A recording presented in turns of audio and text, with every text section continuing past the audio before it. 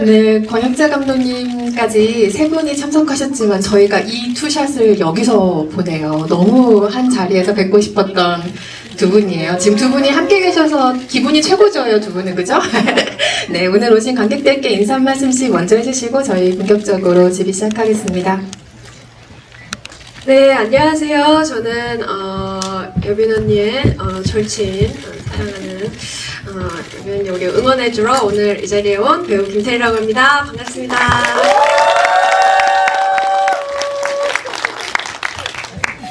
네, 저는 검은 수녀들에서 미카엘라 맡은 전여빈이고요.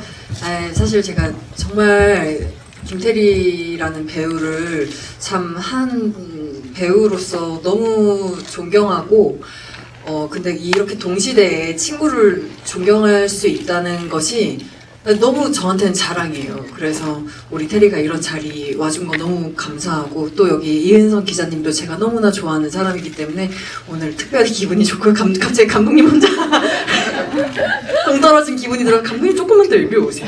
네, 이리 오시고요. 네, 오늘 귀한 자리 함께 해주셔서 너무 감사드리고요. 오늘 즐거운 이야기 나누도록 하겠습니다. 감사합니다. 네, 안녕하세요. 네, 검은 수녀들 연출 맡은 권혁재라고 합니다. 반갑습니다. 이렇게 또 관객분들과 이렇게 또 늦은 시간에 이렇게 우리 검은 수녀들을 가지고 이게 얘기를 나눌 수 있는 뜻깊은 자리가 저도 이렇게 떨리는데요. 또 이렇게 영광스럽게 또 김태리 배우님하고 또 전효비 배우님하고 같이 하니까 더 뜻깊은 것 같습니다. 저도 되게 많이 떨리는데 어쨌든 뜻깊은 대화를 많이 나눴으면 좋겠습니다. 감사합니다. 여기 돌비 상영관이 보통 언론 시사회를 많이 하는 관이에요. 근데 오늘 아마도 많은 팬분들이 오실 것을 위해서 큰 관을 대관을 한 것 같은데 얼마 전 이 자리에서 전여빈 배우가 언론 시사회에서 영화를 공개하고 또 언론 기자 간담회를 가졌던 바로 그 자리입니다. 그래서 오늘 기분이 조금 남다르기도 하네요. 태희 배우님 영화 조금 늦게 보신 걸로 알고 있는데 네, 검은 수녀들 보신 소감 어떠셨어요? 네. 제가 이제 검수녀들 이제 언니가 한다고 했을 때부터 기대를 너무 많이 했고 이제 언니의 시사회는 당연히 참석을 한다고 이제 생각을 하고 있었는데 제가 그때 해외에 있었어요, 시사회 때. 그래서 너무 절망하면서 어떻게 내가 전여빈의 시사회를 참석을 못할 수가 이러면서 울부짖다가 이제 한국에 돌아와서 집에 도착해서 짐을 풀지도 않고 내팽개친 후에 집에 도착한 지 1시간 뒤에 영화를 집 근처 영화관에서 예매를 해가지고 달려가서 바로 봤습니다. 저는 오컬트 영화 너무 좋아하거든요. 검은 사제들도 너무 잘 봤고 이제 또 우리 사랑하는 언니 나온 거니까 좀 너무 즐겁게 재밌게 잘 봤습니다. 네, 그리고 이렇게 GV까지 하게 돼서 지금 긴장을 제가 지금 제가 말하면서도 제가 긴장했다는 사실 계속 자각이 되면서 너무 지금 떨리는데 이 긴장감이 조금 누그러들면은 그러면은 또 편하게 재밌게 얘기 나눠볼 수 있을 것 같습니다. 네, 잘 부탁드립니다. 네, 맞아요. 우리 테리 씨가 조금 더 감흥을 정리할 시간을 드리고 여빈 배우께 마이크를 먼저 한번 드려볼까요? 지금 극장의 검은 수녀들이 여전히 성황리에 상영 중이기도 하고 또 한 편의 작품 하얼빈이 나란히 걸려 있어요. 근데 각각 다른 매력의 영화로 두 편의 영화를 동시기에 선보이는 게 사실 누구에게나 주어지는 행운이 아니기에 지금 한국 영화계 여빈 배우 입지가 어느 정도인가 다시 한번 그 상영관의 풍경으로 확인을 저도 하고 있고요. 그 두 영화가 너무 다른 매력의 영화이긴 하지만 대의를 지키려는 사람들이라는 공통점이 좀 있는 것 같다는 생각이 들었어요. 그런 면에서 닮아있는 두 영화로 보였는데 작품을 선택하는 기준이 그리고 혹은 선호가 배우의 내면, 그때 어떤 시기를 지나고 있는 마음과 닮아서 선택하는 경우도 있지만 그보다는, 그러니까 나보다는 외부의 무언가로 조금 더 넓게 열려있을 때 선택하는 작품들도 있는 것 같거든요. 지금의 두 작품은 후자가 아닐까라고 조심스럽게 예측을 해보았는데 전예빈 배우의 지금이 자연스럽게 후자를 향하고 있는 건지 최근에 지향점이 좀 어디에 있다고 느끼는지 궁금했어요. 요즘에 근데 저는 항상 이제 작품을 선택을 할 때 제 캐릭터보다도 그냥 그 작품이 갖고 있는 큰 그림에 합류하고 싶은 마음이 더 커졌을 때 그때 참여를 하는 것 같고, 또 어느 순간은 그냥 그 작품에 참여하는 이유가 너무 단순할 때도 많아요. 하얼빈이라는 작품을 선택했던 날 이제 감독님을 미팅을 하러 갔는데, 사실 대본을 읽고서는 공부인이 잘 그려지지 않아서 너무나 설명이 많이 없는 인물이라 그냥 이미지적으로만 느껴지는 거예요. 근데 그게 저한테는 좀 두려운 부분이었어요. 이제 주된 이야기 속에서 어쨌든 남성 캐릭터들이 너무 많고, 이제 공부인이라는 그 여성이 딱 글을 읽었을 때는 이미지적으로만 다가오는 게 저한테 되게 진짜 큰 두려움으로 느껴지는 거예요. 그래서 이제 감독님을 만나는데, 감독님을 만나는 순간 명쾌해졌어요. 명쾌해졌고, 이 안에서 이미지가 아니라 어떤 살아있는 인물이 될 수 있겠구나. 물론 다른 사람들은 이제 역사가 있는 인물을 바탕으로 만들어졌다면, 공부인은 실존했던 캐릭터가 아니었어요. 그렇기 때문에, 근데 이제 감독님을 만났을 때 감독님의 이야기를 들으면서 그러면 이 사람을 뭔가 살아있는 사람으로 함께 만들어 볼 수 있겠다라는 자신감이 들면서 함께 하고 싶다는 마음을 표현했던 것 같고요. 검은 수녀들은 일단은 제가 10년 전에 학생 시절 때 검은 사제들을 너무 흥미롭게 봤었어요. 그리고 특히 이제 동원 선배님이 마지막 엔딩 씬에서 되게 그 신나는 음악이 들리면서 그 다음 날을 뭔가 기대하게 만드는 그때 그 음악이 막 생각이 나면서 검은 수녀들에서 뭔가 우리 해그 선배님과 내가 한 샷에 들어갔을 때 그 생동감 넘치는 그림을 완성해 나갈 수 있지 않을까, 다른 결로 그런 기대감이 좀 있었고요. 근데 이게 뭔가 내부적이냐 외부적이냐라고는 말씀드리기는 좀 어려운 것 같아요. 그냥 그런 기대감들이 각각의 작품에서 있었기 때문에 선택했던 작품인 것 같습니다. 그렇죠. 때로는 어떤 것이 비중이 조금 더 크고 작으냐의 문제일 뿐, 사실 그 두 가지가 상호작용을 하면서 만들어지는 게 또 캐스팅의 인연인 것 같기도 하고요. 김태리 배우가 드라마 앞뒤로 조금 앞서서 오컬트 세계를 경험했기 때문에 사실상 오컬트 선배님이라고 할 수 있거든요. 조금 동시기보다 앞섰기 때문에 검은 수녀들 출연을 두고 혹시 전예빈 배우가 뭔가를 물어본 기억이 있으세요? 저는 이제 딱히 이게 오컬트라고 해서 테리 배우에게 질문했던 건 아니고, 항상 테리한테 질문해요. 테리가 매 작품 할 때마다 이번 작품은 어떤 마음으로 하는지, 무엇이 기쁘고 무엇이 힘들었는지 항상 자문을 구하는 편이었어서 그냥 그랬던 것 같은데요. 근데 자극은 받았었어요. 왜냐면은 악기에서 테리가 하는 연기를 보면서 질투 나더라고요. 너무 잘해가지고. 근데 정년이든 더 잘하는 거예요. 그래서 이제 질투를 안 하겠다라고 선언했었어요. 이건 다른 얘기네요. 칭찬 귀에 안 들어오네요. 오컬트라는 것 때문에 저랑 어떤 얘기를 했던 거는 없었던 것 같아요. 일단 제가 이제 궁금해서 언니한테 물어봤었고, 언니가 되게 일반적인 이제 캐릭터 설명, 간략한 이제 이야기의 토대 같은 것들 얘기를 해줘서 너무 궁금하다 그러고 있었는데, 어느 날 그 회사 이제 대표님이랑 얘기를 하는데 옆에 그 검은 수녀들 이제 제본된 책이 있는데 무슨 금서처럼 날 봐줘 이렇게 있는 거예요. 그래가지고 이거 좀 빌려가도 돼요? 그러고 가가지고 그 책, 제본된 책으로 이제 읽었었어요. 너무 재밌는 거예요. 그래서 너무 기다리고 그랬었던 기억이 있습니다.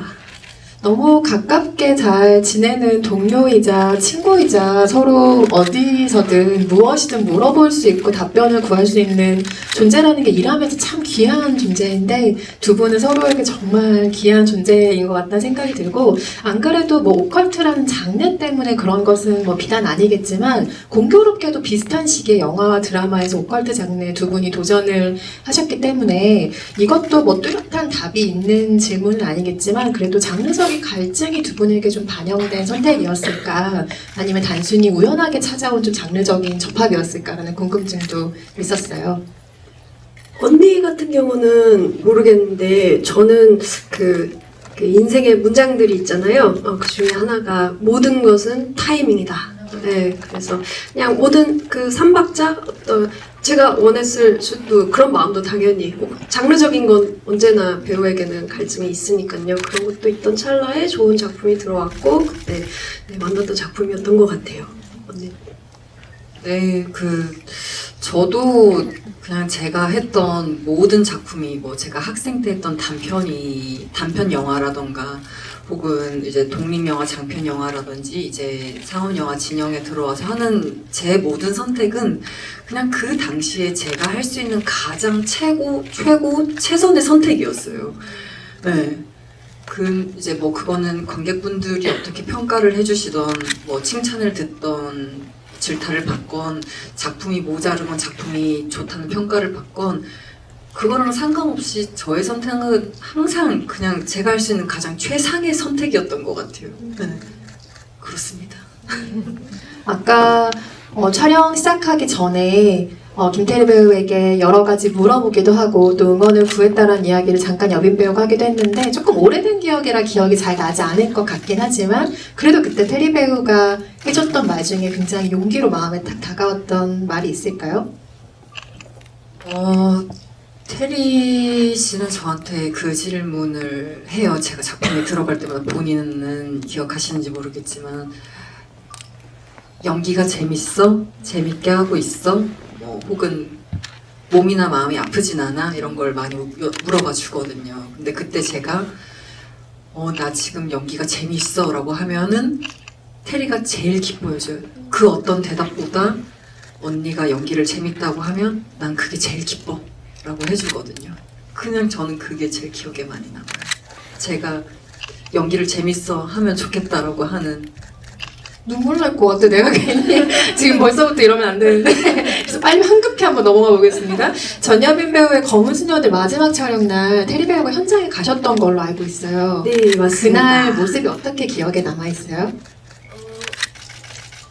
제 모습은 확실히 정년이었고 흑감자인 채로 가셨나요? 네네네. 언니는 소녀셨죠. 네, 소녀셨고 그게 장면이 어떤 장면이었냐면 그 카페에서 유니어와 미카엘라가 함께 타로를 앞에 두고 이제 4번, 5번, 6번 이렇게 얘기를 나누던 그 장면이었어요. 근데 저는 그때는 책을 읽었지만 그래도 그 카페라던가 그런 거는 몰랐으니까 어떤 장면인지 모르고 이제 멀리서 이렇게 봤어요. 촬영 가까이 가면 안 되거든요. 그래서 멀리서 이렇게 지켜보는데 그 카페 전경이 이제 저한테는 기억이 되잖아요. 그 두 사람의 모습과 그 바깥의 전경과 그런 게 이제 영화를 보는데 그 장면이 딱 나오는데 저 장면이구나 이런 생각이 들어요. 저는 다른 이제 배우분들 촬영장 놀러 가는 걸 참 좋아하는데요. 서프라이즈로 이렇게 가는 거를 그럴 때마다 그때의 그 분위기라던가 아니면 제가 모르는 이 100명 남짓의 그 수많은 스태프분들의 어떤 노력들 뭐 그날의 날씨 뭐 모든 것들이 이 한 씬을 만들었구나 이거를 영화관에서 볼 때마다 참 뭉클한 그런 마음이 좀 드는 것 같아요. 네, 그때 그랬었습니다. 저는 뭐 테리 배우 포함해서 배우들에게 이런 얘기를 들을 때 이 사람이 너무 반짝이고 예뻐 보여요. 사실 촬영장이라는 게 현장의 배우들에게 얼마나 익숙한 공간이겠어요. 때로는 그게 좀 지긋지긋하기도 하고 나의 무언가를 마음처럼 쏟아낼 수가 없어서 거기처럼 답답한 공간이 없을 텐데 남의 현장이잖아요. 편하게 갈 수 있으니까 빵긋빵긋 웃으면서 가거든요. 이 같이 일하고 있는 사람들에게 그래서 잠시 쉬고 싶을 수도 있을 텐데 사실 내 동료가 하는 게 궁금하기도 하고 그 현장에서는 또 어떤 것들이 보이나 사실 보러 가고 싶은 마음도 있을 거고 현장을 참 좋아하는 배우구나라는 생각을 늘 텔레비전 볼 때마다 하고 있고요. 아마도 한국 영화 역사상 비슷한 기간에 이렇게 장르적인 모험을 가장 많이 한 배우로 동시대 배우를 꼽으라면 김태리 배우를 꼽을 수 있지 않을까. 전여빈 배우도 물론 아주 진귀한 모험의 세계들을 영화를 통해 경험하셨지만 김태리 배우는 뭐 악기를 비롯해서 판타지의 세계로 우리가 한번 얘기를 해본다면 외계 플러스 인 시리즈에서 또 천둥을 쏘는 처자로 등장을 하기도 했고 승리호에서 또 선장님으로 등장을 하시기도 했고 이미 판타지의 세계를 정말 여러 차례 경험을 하셨어요. 근데 현실에 탁월하게 발붙인 작품도 이 배우는 너무너무 잘 소화를 하지만 판타지 장르 안에서 오컬트를 포함해서 그렇게 활약하는 캐릭터를 연기할 때 보이는 또 자유로움이라는 게 보는 우리에게 있거든요. 김태일 배우가 실제로 느끼는 재미와 자유로움이 어떤 종류의 것이었을까 이 자리를 빌어서 한번 여쭤보고 싶기도 했습니다. 저는 여빈 언니도 비슷할 것 같긴 한데요. 이게 판타지가 들어있다고 해서 그 현실에 발붙이지 않다라는 거는 뭔가 연기적으로 조금 제 생각에는 조금 맞지 않는 것 같아요. 더더욱 현실에 발을 붙여야 된다고 생각해서 저는 좀 특히나 노력을 하는 편인 게 검은 수녀들의 미카엘라도 그렇지만 이 세계관을 증명하는 것, 이 세계관을 증명하는 그 증거 자체가 저 자신인 거잖아요. 미카엘라의 존재 자체가 그 세계관을 증명하는 이제 그런 존재인 거예요. 그러면은 저는 이제 그 증거로서 저 자신을 일단 설득해야 되고요. 배우인 저 자신, 그리고 제 캐릭터와 함께 연기하는 이 사람들, 이 공간을 또 설득해야 하고, 또 이거를 스크린으로 마주할 이 시청자분들이나 관객분들까지 이제 설득을 해야 하는 그런 일이라서 저는 항상 현실에 발을 붙이려고 그것이 나의 현실이라고 생각하기 위해서 항상 노력을 했었던 것 같아요. 그래서 자유로움, 그래서 어떻게 보면 더 어려운 부분이 있다는 그런 얘기고, 자유로움에 관해서는 있죠. 자유로운 부분이 있죠. 자유로운 부분이 그 세계관이 제가 연기를 함에 있어서 좀 자유로울 수 있도록 조금 더 도와주는 그런 거는 확실히 있는 것 같아요. 왜냐면 내 캐릭터 성격의 어떤 컨셉이 되어줄 수 있는 그런 거니까, 제가 승리호하고 외계인하고 이제 악귀를 했는데 그 순으로 좀 더 자유도의 폭이 좀 더 열리기는 한 것 같아요. 경험인지라 승리호 할 때는 그래도 조금 생각이 조금 막혀 있었던 것 같은데 이제 점점 더 그런 세계관들 속에서 어떻게 하면 조금 더 독특한 것들을 새로운 것들을 안 해본 것들을 더 상상해 볼 수 있을까? 그런 생각들을 조금씩 더 하게 된 것 같아요. 그런 면에서는 재밌죠. 재밌었어요. 연기의 비법이야 사실 이 배우들만 고유의 자신의 것으로 아는 거겠지만 살짝 힌트를 하나 얻은 것 같기는 하네요. 그게 너무나 현실에 발이 붙어있는 캐릭터이기 때문에 거기서 나오는 자신감이 이 배우들에게 자유로움을 선사했을 것 같다는 지금 짐작을 조금 해보고 있고요. 디테일이야 조금 다르겠지만 아마도 비슷한 순서로 여빈 배우도 이 작품에 다가가지 않았을까 싶습니다. 오래 기다리신 권혁재 감독님께 잠시 마이크를 두 분 잠시 쉬고 계세요.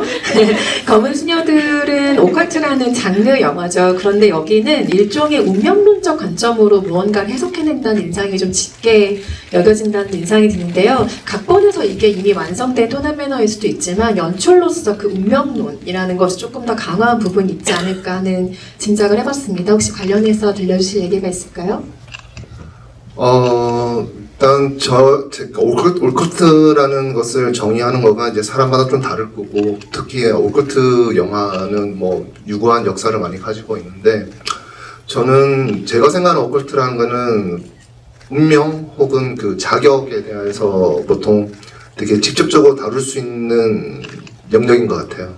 근데 이번 검은 수녀들은 워낙 시나리오도 저는 되게 좋았고, 이렇게 되게 흥미로웠고 또 검사들의 원래 팬이었고 그래서 그 세계관의 뭐 스피노프 계곡으로 이제 확장되는 지점도 좋았는데 일단 유니아 캐릭터와 미카엘라 캐릭터 그리고 또 연대하는 그 애동과 이 인물들 자체가 저는 되게 신선했어요. 근데 그 인물들이 이제 전도연 배우, 송혜교 배우 이렇게 어마어마한 에너지를 가진 배우들이 그 캐릭터 연기했었을 때 영화에서의 그 밸런스가 저는 좀 제일 중요하다고 생각했어요. 이게 우리 영화가 흘러가면서 이제 오컬트 드라마 형식으로 가는 지점들이 저는 되게 좋아하는데 그게 이제 배우분들의 에너지가 워낙 좋아가지고 이걸 어떻게 밸런스를 맞춰야 되는지가 좀 되게 중요했어요. 그러니까 유니아의 에너지와 그 다음에 미칼라 에너지가 되게 밸런스가 잘 이루어지고 또 나머지 배우분들의 에너지 캐릭터들이 잘 조화롭게 이루어지는 거가 우리 검은 수녀들에서는 그게 좀 연출적으로는 제일 고민했었고 그게 좀 잘 이루어졌으면 좋겠다 그렇게 생각을 했던 것 같습니다. 네. 말씀하신 그 각각의 에너지로 영화를 읽는 것도 우리가 여러 번 영화를 볼 때 좀 재미있지만 다른 방향으로 영화를 읽게 하는 방식이 되게 하기도 하는데요. 검은 사제들을 우리가 잠깐 기억을 떠올려 보면 트라우마를 극복하는 최부재, 그러니까 강동원 배우가 연기했던 성장 스토리이기도 했죠. 어렸을 때 동생을 죽는 거를 어린 자신이 어떻게 손을 쓰지 못했다는 트라우마를 영영 안고 살아야 할 것 같은 인물이 그것을 벗어나는 이야기이기도 했는데요. 검은 수녀들 역시 미카엘라의 편에서 시선으로 쭉 따라간다면 이 사람이 과거를 딛고 한 걸음 성장하는 작품으로 또 읽을 수도 있는 것 같습니다. 전예빈 배우가 해석하는 미카엘라의 성장이라는 건 어떤 걸까요? 우선 미카엘라는 어렸을 때 이제 어린 시절에는 본인이 자신의 상황을 통제할 수 있는 힘이 없잖아요. 어른들에 의해서 어쨌든 그 상황 속에 놓이게 되는데 이제 자기가 원치 않았지만 이미 규태라는 프레임에 씌워진 사람이고 어른들에 의해서 뭐 무당, 뭐 구판에 다니던가 아니면은 수도원 기도원에 어쨌든 봉쇄 수도원 안에 있게 되고 또 그러다가 자기와 같은 처지에 놓였던 친한 언니의 죽음을 컨트롤할 수 없이 그냥 받아들이게 되고 그러면서 이 친구는 아주 자연스러운 트라우마가 생겼을 것 같아요. 그러면서 어쨌든 자신은 뭔가 치료받아야만 하는 사람이라고 그냥 받아들이면서 살게 된 것 같은데 그러면서 어떤 평범함을 꿈꾸게 됐겠죠. 평범함을 꿈꾸게 됐고 그리고 치유가 되지 않았지만 치유가 됐다고 다른 사람들에게 보여지기를 원했던 것 같아요. 어떤 평범한 사람이 되고 싶었을 것 같아서 그래서 자신은 여전히 귀신을 보지 않는다고 바오로 신부의 제자로서 뭔가 그런 것들은 그냥 정신과적인 치료 과정으로 해결될 수 있는 문제라고 그냥 이렇게 스스로를 속이면서 혹은 스스로를 인정하지 않는 사람으로 자라났을 거라는 생각을 했어요. 근데 그럼에도 풀리지 않는 것들이 있으니까 근데 그것에 직면하는 유니아를 만나고 나서야 뭔가 이 사람은 자유를 향해서 뛰쳐나갈 수 있는 사람이 되지 않았을까. 자기를 받아들임으로 인해서. 근데 그게 이제 저는 유니아 앞에서 타로를 이렇게 내어주잖아요. 그때 테리가 왔던 그 촬영장, 그 현장에서 그때부터 이제 뭔가 해제의 순간이 시작되지 않았을까. 자신을 직면하게 되면서 라고 생각을 하였습니다. 제가 질문 하나 해도 돼요? 그럼요. 그 미카엘라의 성장에 관련해가지고 저는 이제 제가 맡았던 캐릭터에 대해서는 그렇게 크게 어떤 이 작품이 끝나고 나서 이 어떤 미래를 상상해보지는 잘 않는 것 같아요. 그래서 항상 질문 받을 때 조금 오 이렇게 되긴 하는데 그러면서 언니한테 미래에 대해서 물어보자면은 저는 미카엘라의 가장 큰 두려움의 그 어떤 형상이 그 죽은 언니의 마지막 순간이라고 이제 생각이 들더라고요. 그리고 그 그게 왜 미카엘라의 가장 큰 두려움이 됐느냐 하면은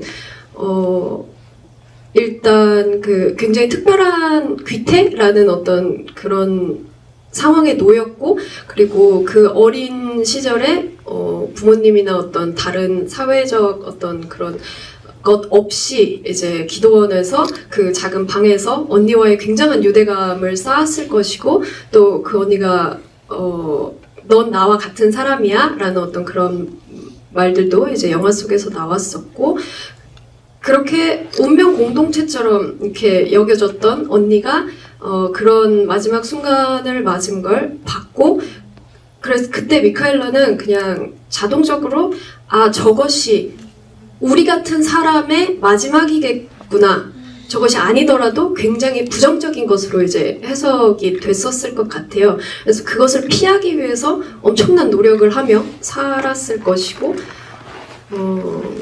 그랬다고 했을 때 이제 미카엘라가 유니아를 만나서 어떤 것을 각성하게 되고, 이제 영화의 마지막도 새로운 발걸음, 어떤 미카엘라가 지금까지 회피해오던 모든 것을 세서 완전 벗어나는 어떤 그런 순간으로 마지막이 되는데, 그럼 이제 미카엘라는 그 언니의 형상을 마주하지 않을까요?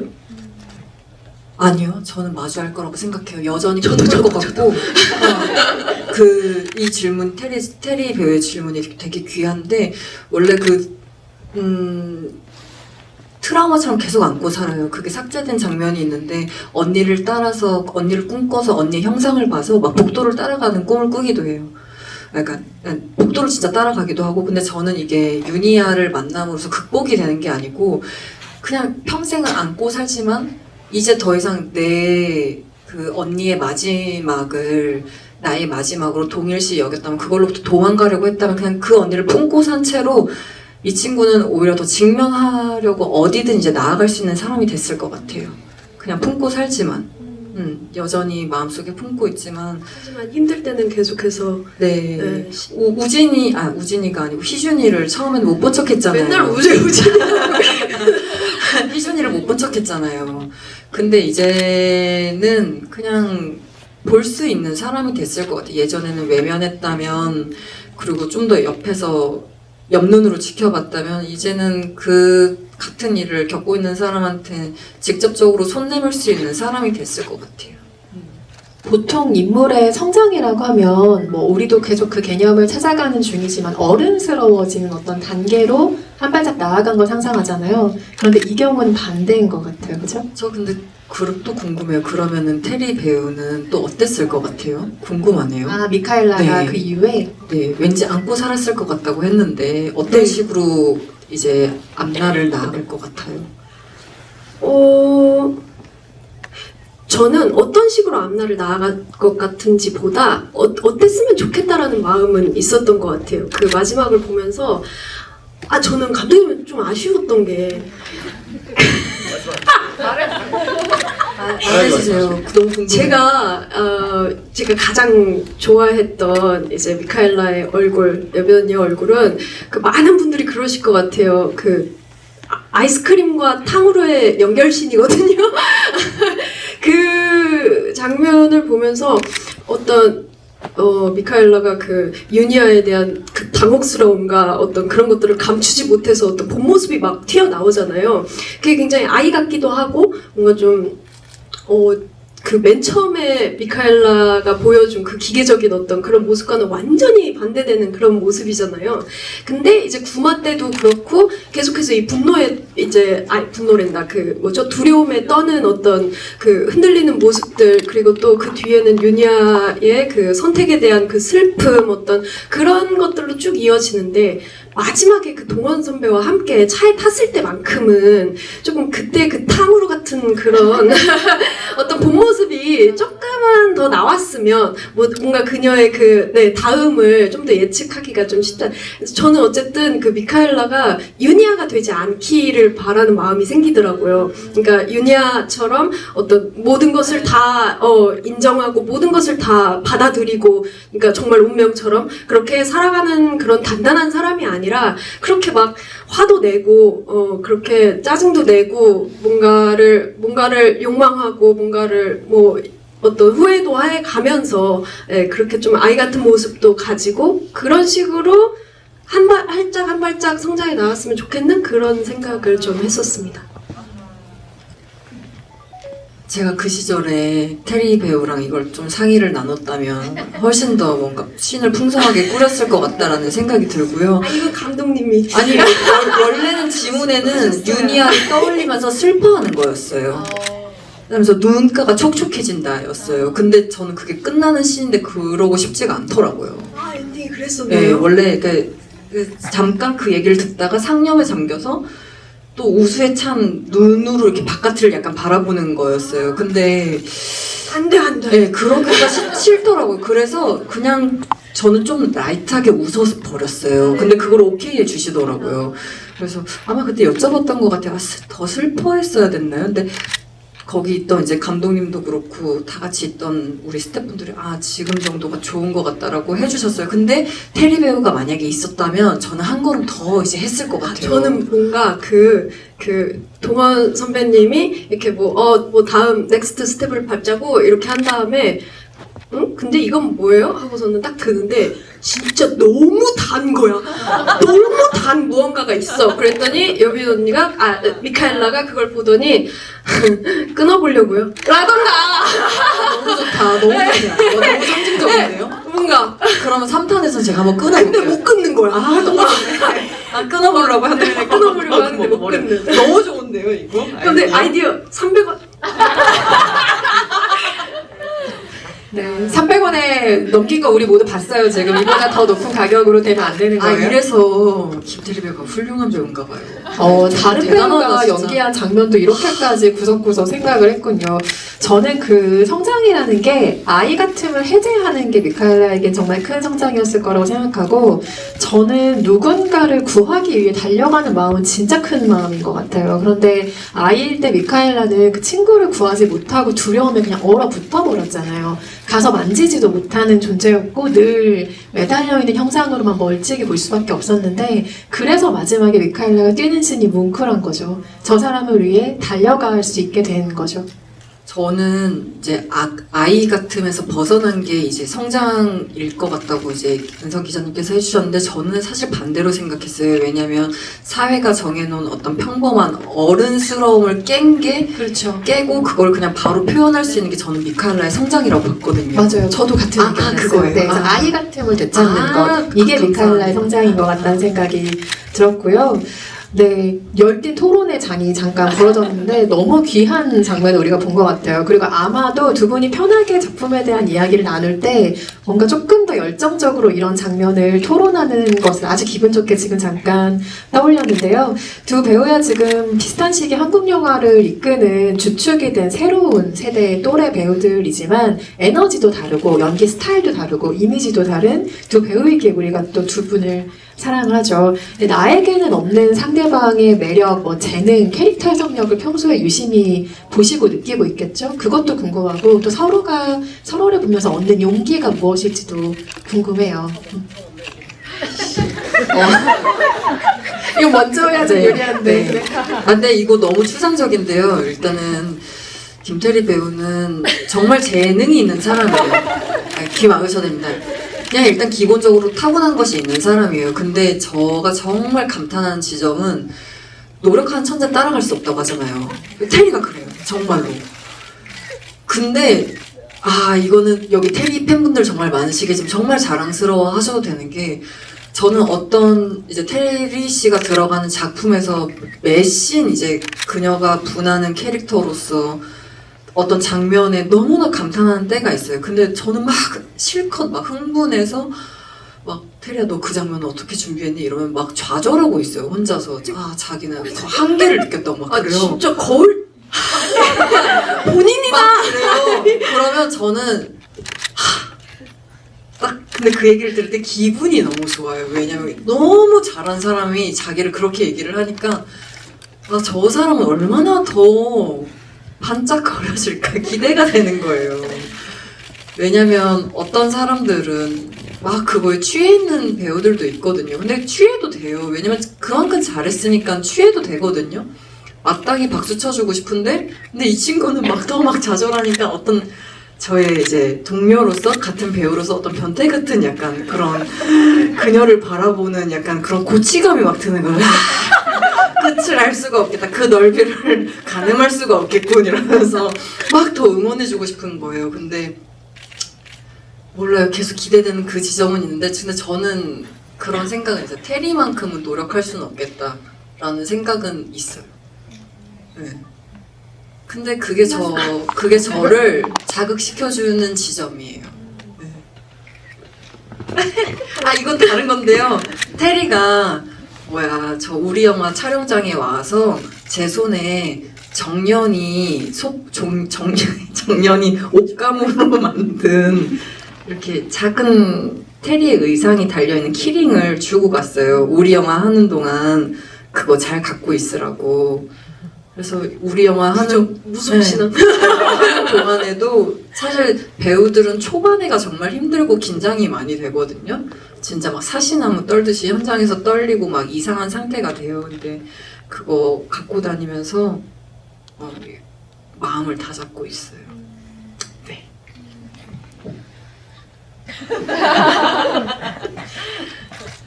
네, 여빈 언니는 정말 선하고 사랑이 많은 사람이에요. 저는 항상 여빈 언니를 표현할 때 그렇게 표현을 하고 소개를 하는데 이런 얘기를 본인한테 하면은 굉장히 아니다. 나는 그런 사람이 아니다. 난 너가 생각하는 그런 사람이 아니다. 라고 하지만은 가끔은 주변에서 하는 말도 주변에서 자신을 바라보는 그 시선도 맞다고 인정을 해야 된다고 저는 생각을 하고요. 언니는 굉장히 생각이 많고 고민도 많고 그리고 실제로 많이 감기라던가 그런 것들을 막 달고 살고 그래서 제 생각에는 지칠 때가 많을 것 같아요. 체력적으로나 심적으로나 이렇게 지칠 때가 많을 것 같은데 언니는 그럴 때 어떤 방식으로 이겨내냐면 사랑을 베푸는 방식으로 이겨내요. 연락을 하고 좋은 이야기를 하고 저에게 막 위로를 하고 응원을 해주고 어떤 그런 너무 예쁜 말들을 막 해요. 그런 걸로 언니는 다시 일어날 의지를 다잡는 그런 사람인 것 같아요. 그래서 그런 모습을 보면 제가 위로나 용기를 받음과 동시에 아 나도 저런 사람이 되고 싶다, 되어야겠다 어떤 그런 생각도 하게 만드는 것 같고요. 또 연기적으로, 배우적으로, 이제 직업적으로 생각을 해보자면 언니가 나오는 작품들을 보면 그냥 그 인물을 떠나서 전여빈이라는 사람이 이 작품에 혹은 이 인물에 얼마나 많은 고민을 했는지 얼마나 많은 에너지를 쏟았는지가 그냥 보여요. 네, 저는 그게 배우한테 굉장히 너무 좋은 지점이라고 생각을 하거든요. 그래서 자연히 몰입하게 되고 언니는 그런 면에서 굉장히 좋은 배우다. 여기까지 하겠습니다. 왜냐면 테리의 이 말이 저는 너무 고맙고 감사하게 느껴지는데 테리랑 저희가 그런 얘기를 한 적이 있거든요. 잘하는 연기가 무엇이냐. 기술적으로 잘하는 거지. 그러니까 어떤 게 좋은 연기냐에 대해서 잘하는 연기고 좋은 연기에 대해서 막 얘기한 적이 있었는데 우리가 결국에 하는 말이 그 열심히 보이는 게 우리는 좋은 연기고 잘하는 연기 같다. 고민을 했는지 안 했는지가 네. 보이는 그 얘기를 했었거든요. 그게 연기를 네. 잘해도 못해도 네. 그게 보이거든요. 네, 그런 게 보이는 사람이 좋은 배우다 막 이런 얘기를 했어요. 근데 이제 그거를 이제 이렇게 공개적인 자리에서 저를 이렇게 또 이렇게 얘기해 준 거예요. 아유 고맙네. 두 분의 연기를 볼 때 느껴졌던 게 뭔지 지금 조금 머리를 스쳤어요. 저는 약간 그 뭔가의 흔적 같은 게 항상 보인다고 생각했는데 누군가는 그 흔적을 말끔하게 지우는 연기를 기술적으로 굉장히 훈련하겠죠. 누군가에겐 그게 좋은 연기일 거예요. 그런데 두 분이 지나간 자리에는 항상 무언가가 조금 남는 듯한 느낌의 연기를 보았던 기억들이 지금 문득 스치는데 그게 바로 그 노력의 흔적, 무언가를 고민하려고 했던 흔적일 수도 있겠다는 생각을 뒤늦게 해봅니다. 오늘 검은 수녀들 핑계로 전여민 김대리 배우의 마스터 클래스를 열고 있는데요. 질문할 게 저도 아주 많지만 관객 여러분들도 오늘 질문할 게 너무 많으시죠? 몇 개나마 질문을 좀 받아봐야 될 것 같습니다. 관객석으로 마이크를 넘기려고 하는데요. 질문 있으신 분 여기 가운데서 가장 빨리 손 드신 관객분께 마이크 드릴까요?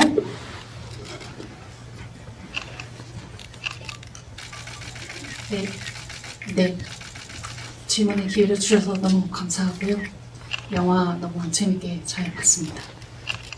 저는 그 김태리 배우님 출연하신 악귀도 되게 재밌게 봤었는데 그래서 둘 다 비슷한 오컬트 장르이다 보니까는 이제 이 영화랑 그 드라마를 비교하면서 보게 되더라고요. 그래서 악기와 악마, 악령의 시인 이제 그런 사람이 나오다 보니까 그래서 비교를 하다 보니 이제 악마와 악기의 이름을 찾고자 하는 것과 그 다음에 불을 이용해서 마무리가 된 점이 좀 비슷하다라는 생각이 들더라고요.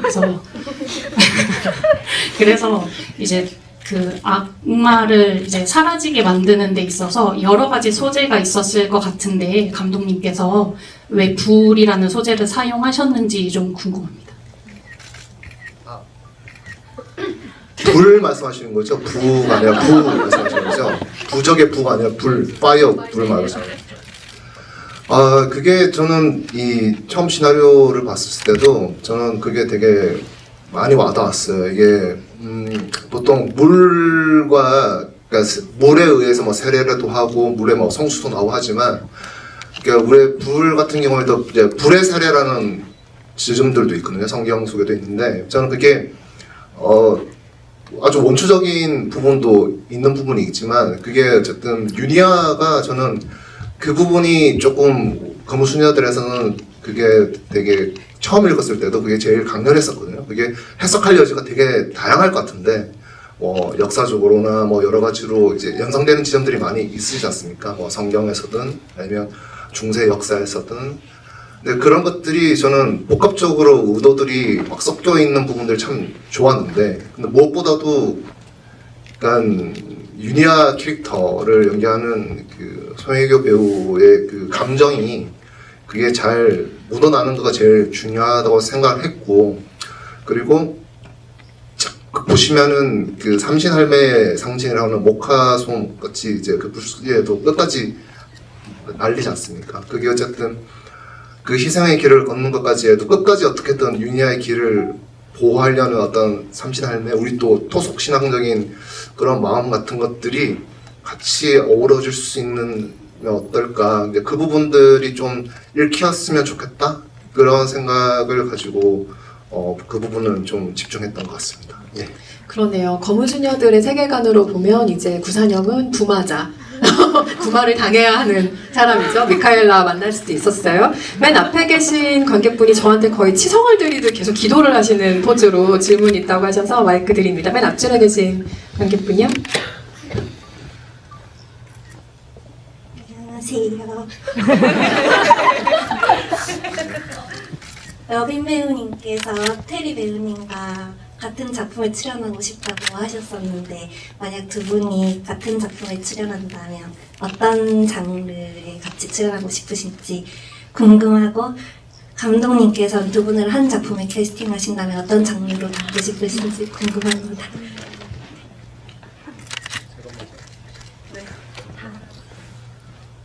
일단 저는 이렇게 두 분 같이 이렇게 관객분들과 이 자리에 있는 것 자체가 저는 되게 영광이에요. 영광스럽고 뭐 뭔들 두 분이 같이 하면 어떤 거든 뭐 되게 좋을 것 같고, 근데 제가 이 검은 수녀들 작품을 이제 끝내놓고 제가 되게 인상 깊게 봤던 작품 중에 하나가 이제 애니메이션인데, 그러니까 장송의 프리랜이라는 애니메이션이 있어요. 그게 이제 후일담 얘기거든요.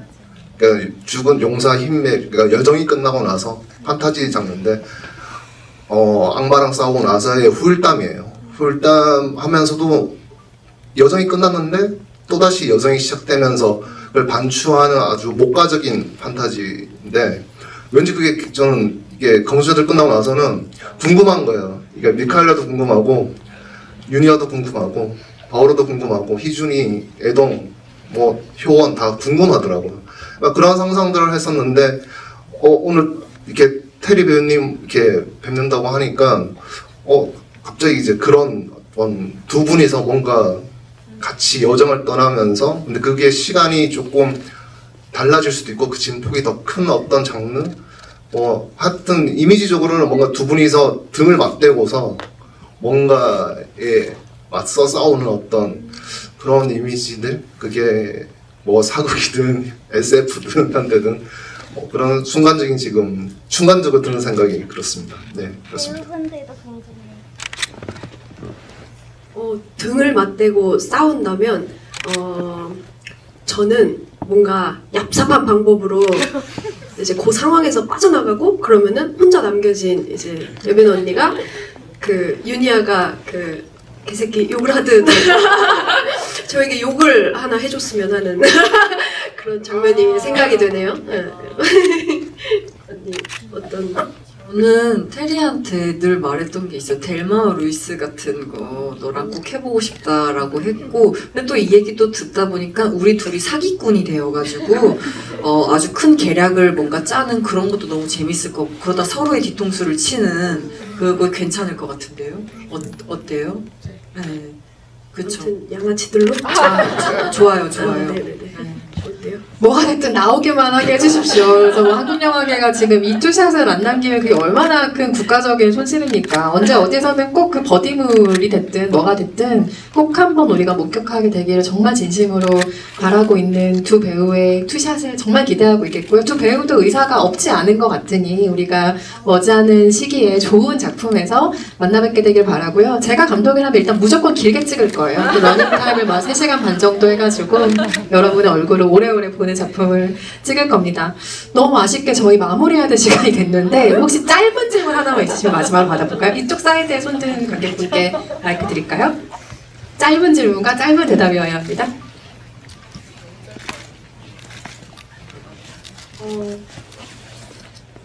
아까 김태리 배우님께서 촬영장에 놀러 가셨을 때 남의 촬영장이라도 편하게 구경만 할 수 있었다 이런 말씀을 주셨는데, 알기로는 외계인 촬영 때 전여빈 배우님께서도 특별 출연으로 자리하셨던 것으로 알고 있는데 엄마. 아, 네. 그때 당시에 전여빈 배우님께서도 김태리 배우님의 촬영장에 남의 촬영장에 한번 계셨던 것으로 되는데 당시 소감 듣고 싶습니다. 외계인은 저희 촬영장이었죠. 우리의 촬영장. 네, 아주 깊은 사명감을 갖고 함께 했고요. 악귀나 이제 정년이 때 테리 씨의 촬영장을 갈 수 있었는데, 악귀는 사실은 이제 촬영장 바깥에 있었어요. 왜 그랬냐면 모르겠어요. 악귀 그냥 제가 생각했을 때는 그 촬영 자체가 너무 뭔가 고됐을 것 같아서 테리 씨가 연기하는 그 모습을 못 보겠더라고요. 그게 왜 못 보겠냐면 그냥 그런 마음이 들었어요. 이 친구가 거기서 너무 이렇게 분하고 있을 모습을 이렇게 못 보겠었어요. 왜냐면 이 사람을 아끼니까 그런 것 같아요. 이 친구가 그 촬영장에서 고군분투하고 있을 모습을 뭔가 지켜볼 자신감이 없었고, 비 맞고 막 피 흘리고 있었을 테니 그거를 볼 자신이 없었어요. 이 친구가 힘든 모습을 볼 자신이 없었고, 그리고 정연이 때는 이제 테리 배우가 이 프로젝트를 얼마나 길게 참여하고 준비했는지를 아니까 한번 바라보고 싶었어요. 그래서 그때는 좀 자신감이 생겨서 테리 씨가 이제 소리 선배님이랑 막 촬영하는 걸 봤는데 아, 정말 이 사람은 이 현장에 정말 큰 사람이 됐구나라는 게 느껴졌어요. 정말 뭐냐면 딱 떡하니 그 세트장 안에서 딱 우직하게 모든 사람에게 빛을 주는 사람 같았어요. 빛과 에너지를 자신의 모든 걸 딱 펼쳐서 그 현장을 이렇게 지키고 있구나. 이 현장을 아우르고 있구나라고 하면서 아, 이제 저 배우는 정말 큰 사람이 됐구나. 그래서 너무 과한 거 아 정말로 그러면서 멀리서 보면서 멀리서도 아니에요 바로 옆에서 보면서 테리가 파 웃어주잖아요 그 모습이 얼마나 자랑스럽고 뿌듯하고 아름다운지 그러면서 동호하고 싶더라고요 얼른 저 사람 옆에 같이 있는 현장에 있고 싶다라고 꿈꾸고 왔습니다. 오늘 뭐 각본 쓰시는 분들 바쁘시겠네요. 오늘 밤부터 뭐 당장 영감을 막 떠올려서 쓰고 계실 것 같기도 하고요. 더 많은 이야기를 밤새 나누면 너무너무 좋겠지만 아쉽게도 오늘 자리를 마무리해야 다음 기회가 또 있겠죠. 네, 오늘 검은수녀들 관련해서 세 분과 함께 이야기를 나눠봤는데 이제야 조금 풀렸는데 그죠? 네, 너무 아쉽죠. 좀 풀려. 권영자 감독님부터 오늘 오신 관객 여러분께 끝인사 한 말씀씩 해주시죠. 네, 이렇게 늦은 시간까지 자리해 주셔서 너무 감사드리고 되게 뜻깊은 자리였는데 이렇게 검은수녀들 그리고 김태리 배우님, 전혜리 배우님, 이은선 작가님 너무너무 감사드립니다. 네, 조심히 돌아가시기 바랍니다. 감사합니다. 네, 거의 뭐 개인적인 마음으로 채운 한 시간이었던 것 같아서 여기 바라봐 주셨던 관객분들께 좀 죄송한 마음이 있어요. 근데 진짜 뭔가 순도 100%의 마음을 내놓은 자리라서 여러분들께서도 좀 기뻐해 주셨으면 좋겠고 가장 죄송한 건 감독님께 지금 죄송한 것 같고요. 아, 네, 일단 와주셔서 너무 감사하고 이런 자리 만들어 주셔서 정말 감사합니다. 여러분도 행복한 시간이었으면 합니다. 고맙습니다. 혜교 언니가 얘기 전해달라고 했었는데 너무 이 자리에 함께하고 싶었는데 언니 지금 새로운 드라마 촬영 들어가 있어서 이 자리 못 온 거 너무 아쉽다고 테리 배우에게도 은선 기자님께도 전해달라고 그랬고 관객분들께도 전해달라고 하셨거든요. 이 말 대신해서 전해드립니다.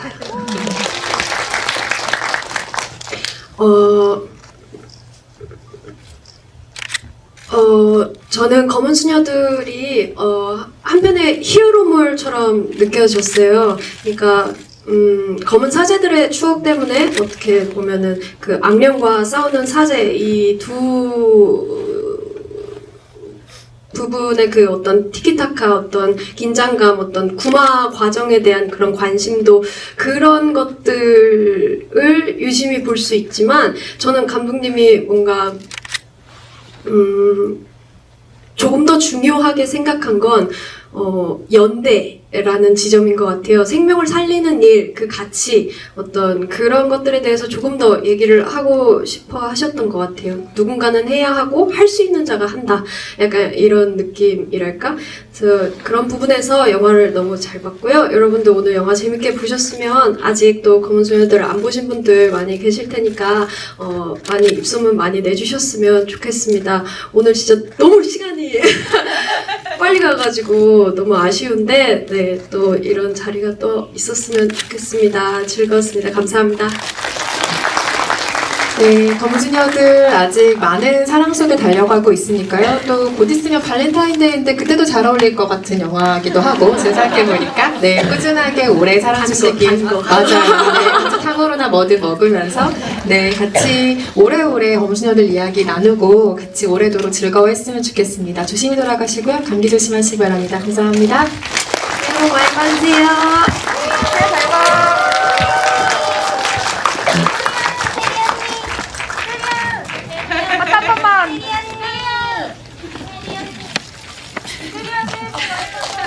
잘 가요.